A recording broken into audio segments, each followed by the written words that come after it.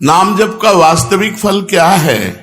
उत्तर, नाम जप का वास्तविक फल है श्री कृष्ण प्रेम में रोना, भगवान के प्रेम में रोना।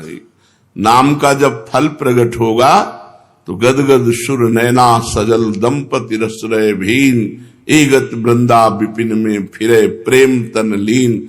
आंखों से आंसू बह रहे हैं, कंठ गदगद हो रहा है, शरीर रोमांचित हो रहा है, कंपायमान हो रहा है, भगवान की मंगल मूर्ति मानस पटल पर छाई हुई।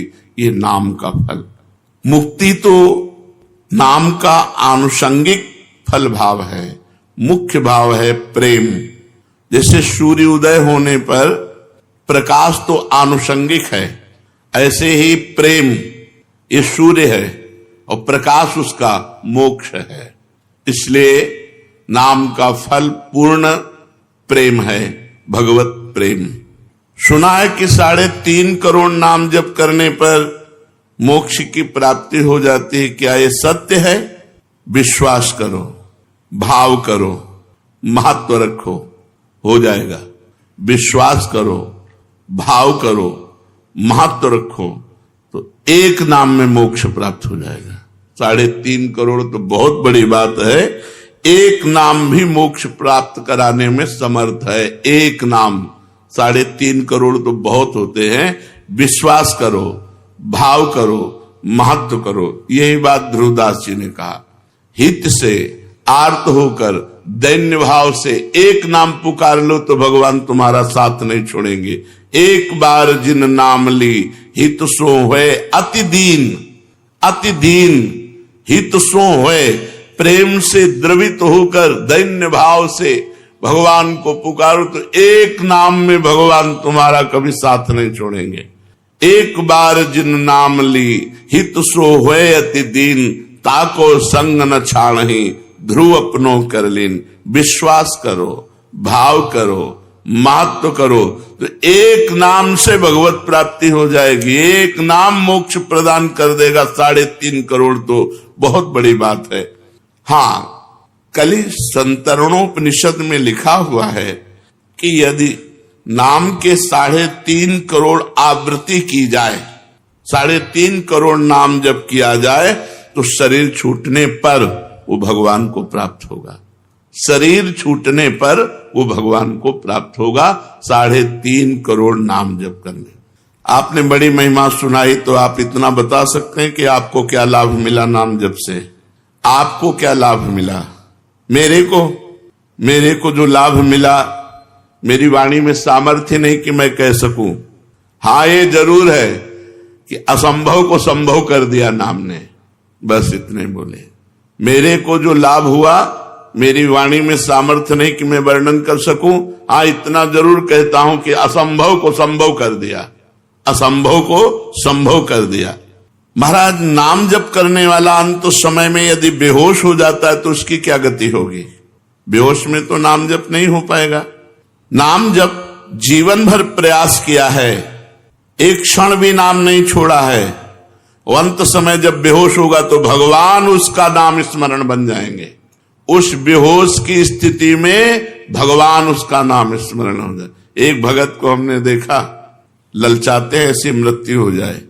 अंगुली में काउंटर है, बिल्कुल आखिरी श्वास चल रही, ऐसे कह राधा राधा राधा, और मात्र 5-6 सेकेंड में ये है मृत्यु। मृत्यु का ये है महोत्सव। और मतलब जैसे नृत्य की मुद्रा में राधा राधा राधा राधा, और बस ऐसे चले। यदि कोई बेहोश हो जाता है और जीवन भर भजन किया है तो अंत समय भगवान उसका स्मरण बनते हैं और वो भगवान को प्राप्त होता है। आप कृपा करके बताइए कि नाम जप और मंत्र जप में क्या अंतर है? मंत्र जप में विधि की प्रधानता होती है। अपवित्र दशा में आप नहीं जप सकते, अपवित्र स्थान में आप नहीं जप सकते, अपवित्र भाव रखकर नहीं जप सकते।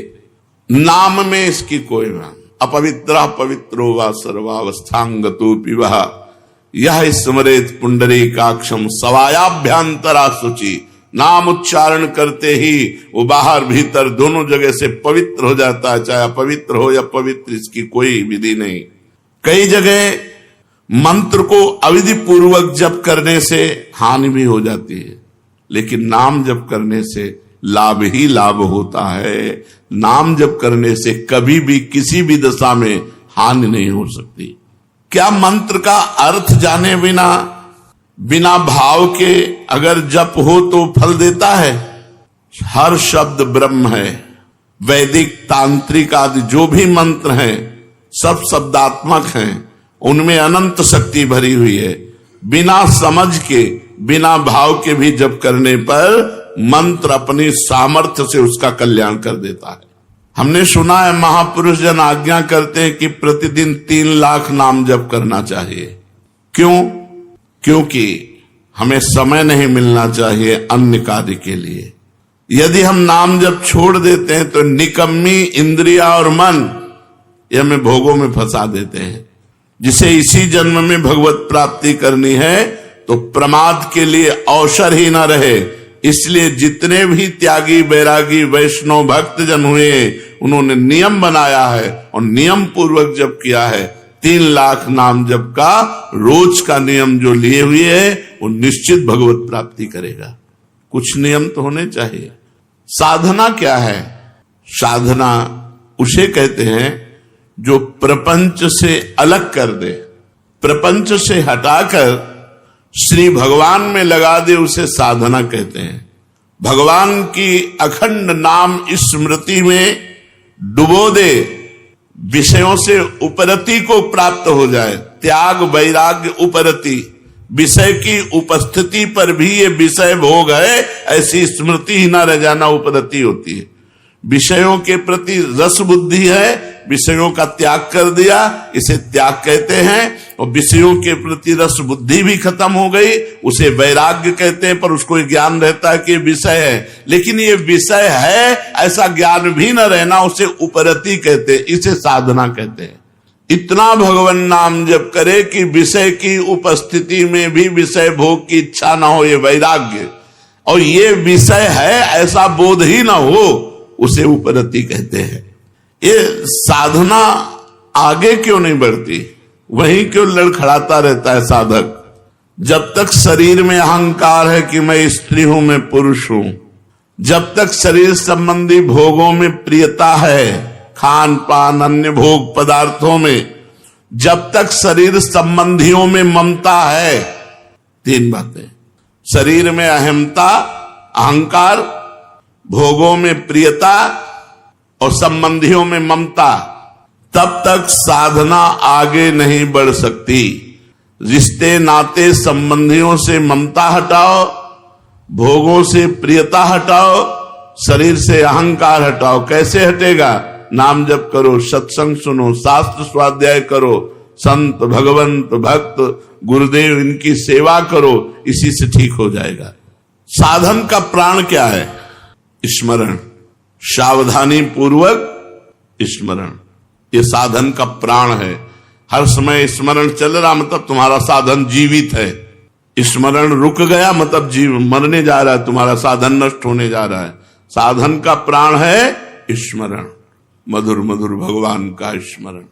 साधना में क्या सरलता हो सकती है? सरल साधन क्या हो सकता है? बस 2 बातें, जगत के किसी भी भोग में सुख बुद्धि ना होना और विश्वास पूर्वक भगवान का नाम जप करना, बस इसी से भगवत प्राप्ति हो जाएगी। 2 बातें, जगत के किसी भोगों में सुख बुद्धि ना होना और विश्वास पूर्वक भगवान का नाम जप करना, इसी से भगवत प्राप्ति हो जाएगी। साधना आगे क्यों नहीं बढ़ती? 3 बातें, अहंकार शरीर पर, भोगों में प्रियता, परिवार में ममता, साधना नहीं बढ़ेगी। सरल साधन, भोगों में सुख नहीं है, पूर्ण विश्वास के साथ निरंतर नाम जप, इसी से भगवत प्राप्ति हो जाएगी। ये साधनहीन क्यों हैं लोग? साधना क्यों नहीं करते? या साधना करते हैं तो उन्हें साधनहीन साधक क्यों कहा जाता है? तो जो भगवान की शरणागति नहीं लिए, जो भगवान के कृपा का आश्रय नहीं लिए, वो साधन करते हुए भी साधनहीन है। साधन करते हुए भी वो साधनहीन है।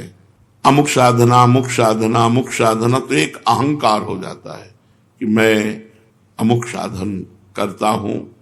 और बल साधन का होता है, वो साधनहीन साधन है, साधनहीन साधन है। अपबल, तपबल और बाहुबल, चौथो बल है दाम। सूर्य किशोर कृपाते सब बल हारे को हरे नाम।